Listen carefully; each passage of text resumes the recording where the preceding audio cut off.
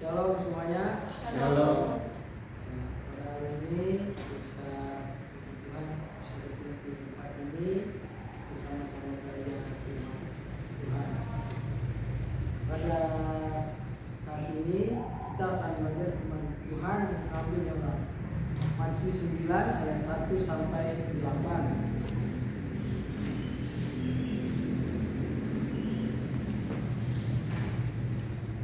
Dalam Matius 9 ayat 1 sampai 8 ini, ayat ini menceritakan pada saat itu Yesus sedang berada di Kapernaum. Di dalam rumah Yesus memberitakan firman Tuhan pada orang-orang yang mengerumuninya. Datanglah seorang lumpuh yang digotong oleh 4 orang saudaranya untuk bertemu dengan Yesus. Karena banyaknya orang di sana, mereka menemui Yesus melewati atap rumah tersebut. Yesus pun mengetahui hal itu dan menyuruh mereka untuk mendekat kepadanya. Jadi di dalam Matius 9 ayat 1 sampai 8 ini, saya mengambil tema yaitu imanmu menyelamatkanmu.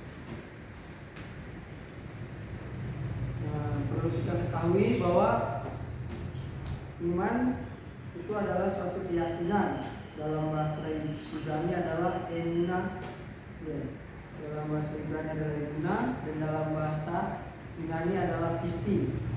Dua-duanya itu mengartikan arti yang sama, yaitu keyakinan. Ibrani 11 ayat 1 menyatakan bahwa iman adalah dasar dari segala sesuatu yang kita harapkan dan bukti dari segala sesuatu yang tidak kita lihat. Jadi iman merupakan suatu tindakan percaya dan penyangkalan diri, sehingga orang tidak lagi mengandalkan kebijaksanaan dan kekuatannya sendiri, tetapi melekatkan diri pada kuasa dan perkataan dari Dia yang Dia percayai. Jadi saya mengambil tema ini sesuai dengan apa yang kita bahas, imanmu menyelamatkanmu. Karena iman itu bisa menyelamatkan kita dari segala penderitaan, bahkan dari maut. Ya. Untuk pembahasannya yang pertama itu ayat 1. Sudah itu naiklah Yesus ke dalam perahu lalu menyeberang. Kemudian sampailah ia ke kotanya sendiri. Nah, dalam kata ia ke kotanya sendiri itu adalah bermaksud pada Kapernaum. Bermaksud pada kota yang bernama Kapernaum.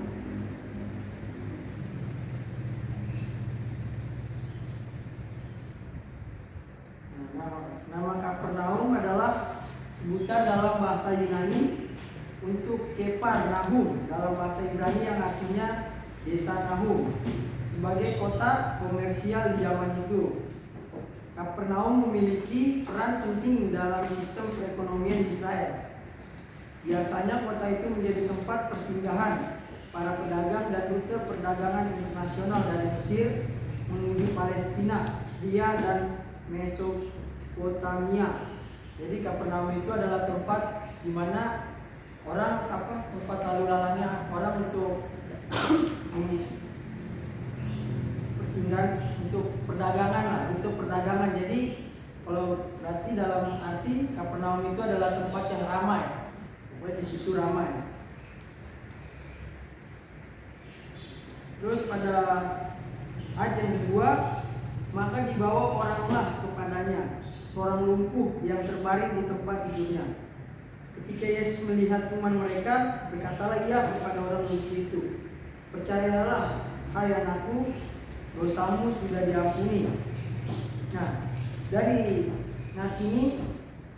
ayat ini kita bisa belajar, yaitu 4 orang membawa si lumpuh kepada Yesus. Dari bagian ini kita bisa mempelajari beberapa hal yang sangat penting. Yang pertama yaitu adanya kesatuan, adanya kerjasama, adanya ketekunan, dan adanya kasih. Nah, adanya kesatuan. Dengan menciptakan kesatuan dalam melakukan suatu hal, kita dapat meningkatkan efisiensi, efektivitas, dan hasil yang dicapai. Kesatuan membantu menghindari kebingungan, konflik, dan ketidakseimbangan yang dapat menghambat kemajuan dan kesuksesan. Jadi ketika membawa si lumpuh pada Yesus itu, mereka itu memiliki suatu kesatuan, sehingga mereka bisa jadi namanya kompak, kayak searah dan sejalan lah, karena mereka memiliki suatu kesatuan. Dan yang kedua adalah membawa si lumpuh pada Yesus, yaitu berarti di situ adanya kerjasama. Kerjasama merujuk pada tindakan atau proses bekerja sama dengan orang lain atau kelompok untuk mencapai tujuan yang sama. Ini melibatkan kolaborasi, saling mendukung dan berbagai tanggung jawab dalam mencapai hasil yang diinginkan. Jadi ketika membawa si lumpuh pada Yesus, di situ kita dapat mempelajari bahwa di situ ada namanya kerjasama.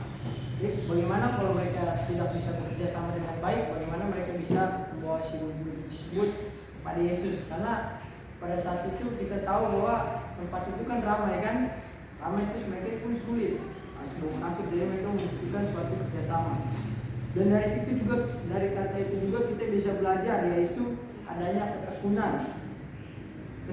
Ketekunan merujuk pada kemampuan atau sikap untuk terus-menerus berusaha dan bekerja keras dalam menghadapi tantangan, hambatan atau kesulitan dalam mencapai tujuan yang diinginkan. Ini melibatkan ketahanan mental, kegigihan dan konsistensi dalam upaya yang dilakukan. Jadi dalam membawa si lumpuh ini kita juga bisa belajar bahwa di situ adanya suatu ketekunan.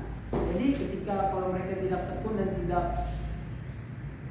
pokoknya tidak bertele-tele lah.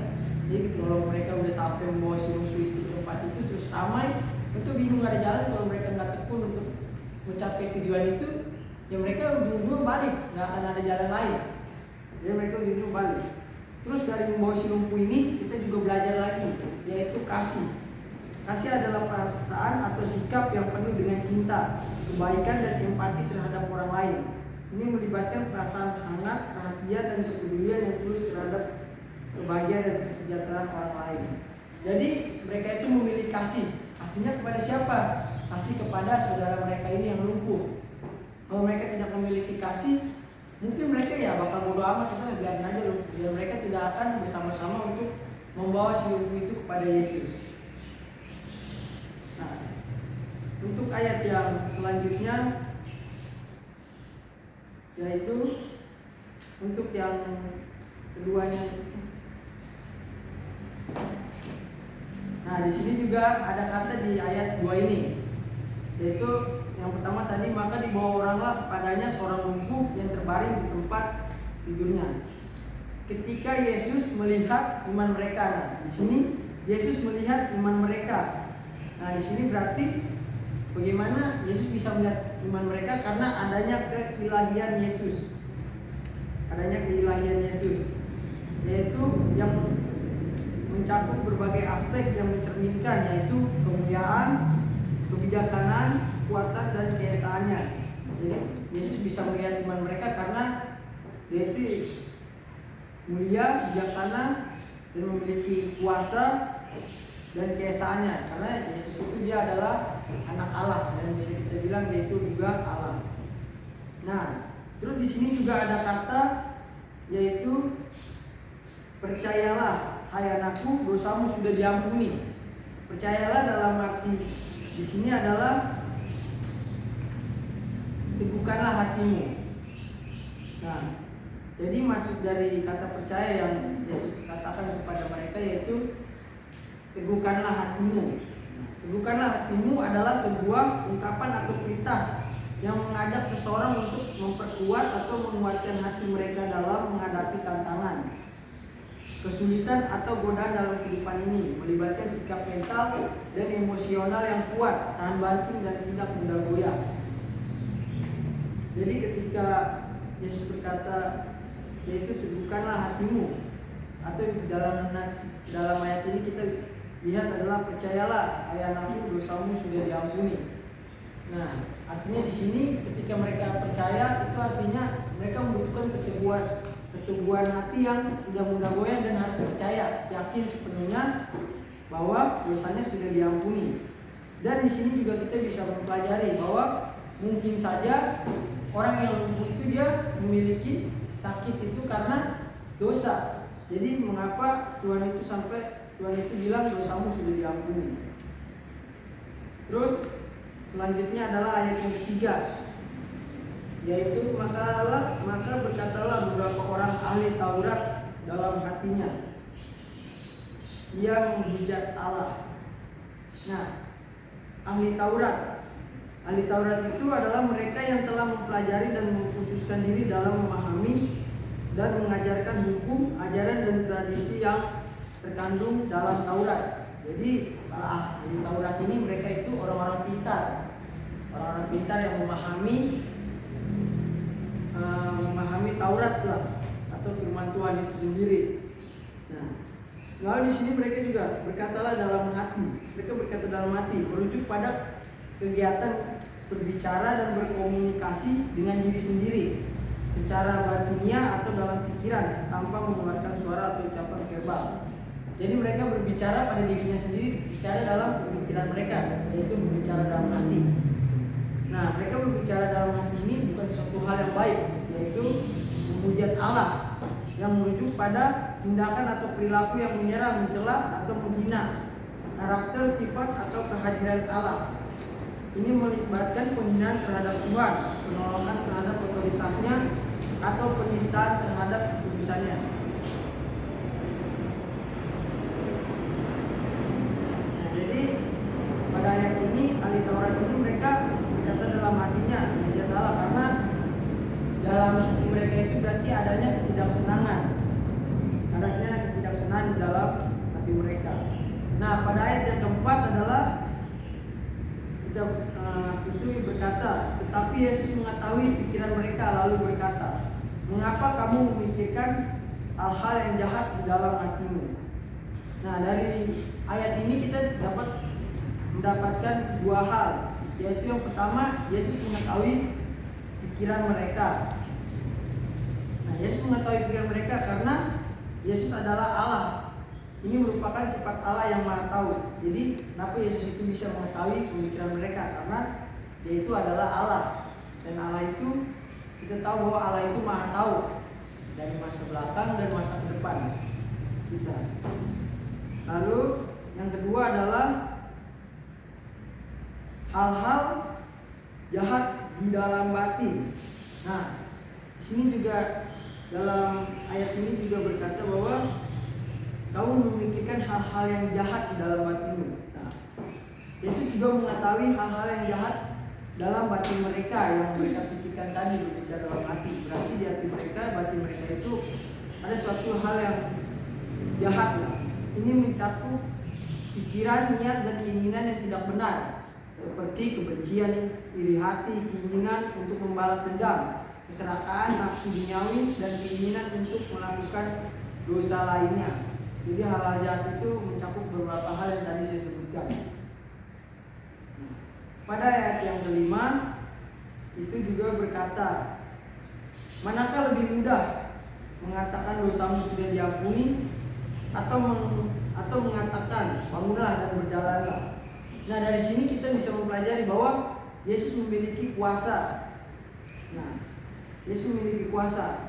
Ayat ini mencerminkan respon Yesus terhadap tuduhan para ahli Taurat. Jadi ayat ini itu untuk merespon tuduhan kepada ahli Taurat yang tadi, yang menganggap bahwa Yesus melakukan penghujatan dengan mengklaim dapat mengampuni dosa yang hanya dapat dilakukan oleh Allah. Dalam ayat ini Yesus menunjukkan bahwa mengatakan dosamu sudah diampuni adalah hal yang lebih sulit untuk dibuktikan secara nyata daripada mengatakan bangunlah dan berjalanlah. Dalam hal ini maksud Yesus, yaitu Yesus ingin menunjukkan bahwa Ia memiliki kuasa untuk mengampuni dosa dan juga menyembuhkan secara fisik.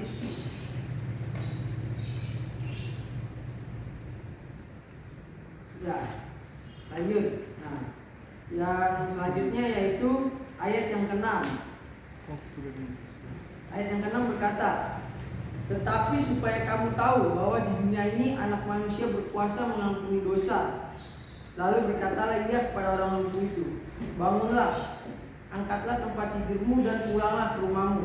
Nah, dalam ayat ini kita bisa mengetahui bahwa di sini Yesus melakukan suatu mukjizat kepada orang lumpuh tadi.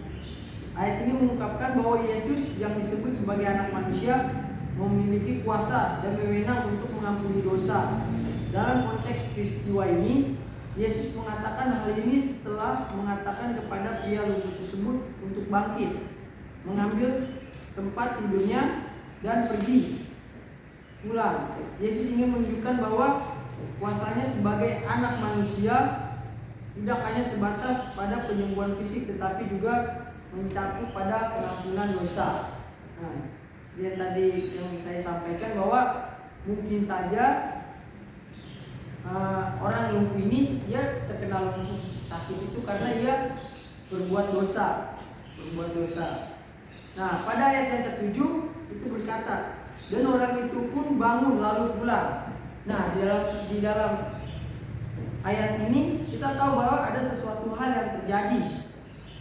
Ayat ini menyatakan bahwa Yesus mengatakan kepada pria lumpuh itu bahwa dosanya telah diampuni. Pria tersebut bangun dan pergi pulang ke rumahnya. Ini menunjuk bahwa penyembuhan fisik dan pengampunan dosa yang diberikan Yesus memungkinkan pria tersebut untuk pulih sepenuhnya dan kembali ke kehidupan normalnya. Jadi di ayat ini sudah terjadi ya, yaitu bahwa pria ini yang orang lumpuh tadi itu sudah disembuhkan oleh Tuhan. Nah, disembuhkannya karena imannya itu sendiri. Lalu pada ayat yang ke-8,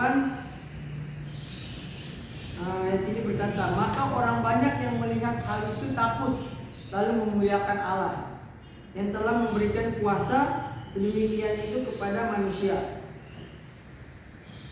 Pada waktu melihat mukjizat itu, orang banyak itu kagum, takut dan memuliakan Allah. Jadi mereka itu pada saat melihat hal itu mereka menjadi takut dan ternyata ternyata iya ya, Yesus itu luar biasa. Gitu. Dalam konteks ini, ayat ini menunjuk bahwa orang banyak merasa kagum dan memuji Tuhan setelah menyaksikan mukjizat yang dilakukan oleh Yesus. Ini juga menunjukkan pengakuan mereka bahwa kuasa untuk melakukan mukjizat semacam itu berasal dari Tuhan.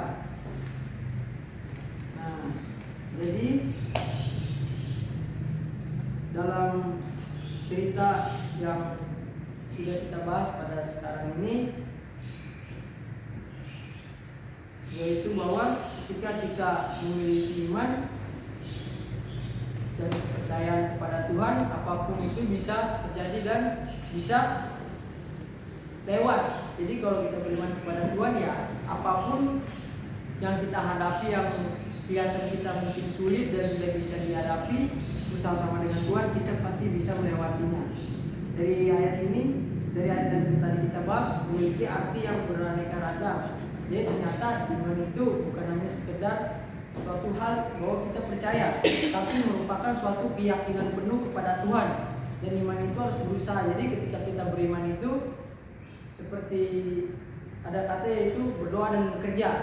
Nah, berdoa dan bekerja berarti artinya kita berdoa dan bekerja itu kita beriman kepada Allah, dan itu terus kita menjalankan hal itu tersebut. Jadi kesimpulannya adalah yang dapat kita pelajari pada siang ini, sebagai seorang Kristen kita harus memiliki iman yang terus bertumbuh, karena kita tahu bahwa dunia begitu hebat menarik kita agar jauh dari Allah. Dari kisah yang kita bahas tadi, kita belajar bahwa iman itu harus dikerjakan dengan keyakinan yang tinggi. Demikian firman Tuhan pada pagi hari ini menjelang siang